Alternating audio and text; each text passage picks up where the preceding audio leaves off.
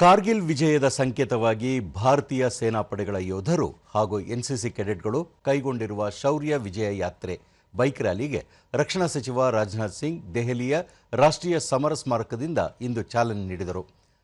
ಬಳಿಕ ಸಚಿವ ರಾಜನಾಥ್ ಸಿಂಗ್ 1999ರ ಕಾರ್ಗಿಲ್ ಸಮರದ ವಿಜಯ ಐತಿಹಾಸಿಕವಾಗಿದ್ದು ಭಾರತಕ್ಕೆ ಸದಾ ಸ್ಮರಣೀಯ ಹಾಗೂ ಯುವಜನರಿಗೆ ನಿರಂತರ ಸ್ಫೂರ್ತಿದಾಯಕ ಎಂದರು.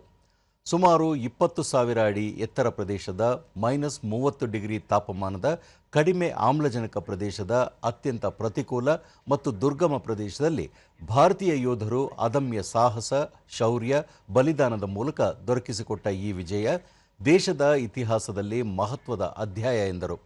ಶತ್ರುಗಳು ಎತ್ತರದ ಆಯಕಟ್ಟಿನ ಪ್ರದೇಶದಲ್ಲಿದ್ದು ಅನುಕೂಲಕರ ಪರಿಸ್ಥಿತಿಯಲ್ಲಿದ್ದರೂ ಭಾರತೀಯ ಯೋಧರ ಮಹತ್ವದ ಕಾರ್ಯಾಚರಣೆಯಿಂದ ದೊರಕಿದ ಈ ಗೆಲುವು ಜಾಗತಿಕ ಮಟ್ಟದಲ್ಲಿ ವ್ಯಾಪಕ ಅಧ್ಯಯನಕ್ಕೆ ಕಾರಣವಾಗಿದೆ. ಪ್ರತಿ ವರ್ಷ ಜುಲೈ 26ರಂದು ಕಾರ್ಗಿಲ್ ವಿಜಯೋತ್ಸವ ದಿನಾಚರಣೆ ಮೂಲಕ ಯೋಧರ ಸಾಹಸವನ್ನು ದೇಶ ಸ್ಮರಿಸುತ್ತಿದೆ ಎಂದು ಹೇಳಿದರು.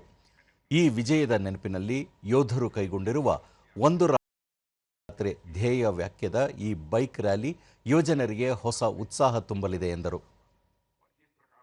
समर्पण जिस प्रकार का अगम्य साहस मैंने उनके अंदर देखा था, उसकी भूरी भूरी सराहना करते हुए उनको भी बधाई दी. साथ ही साथ जिस मां ने अपनी कोख से उन्हें पैदा किया है, उस मां और उस पिता दोनों के प्रति हृदय से अपने सम्मान की अभिव्यक्ति करते हुए उस कार्यक्रम का मैंने समापन किया था.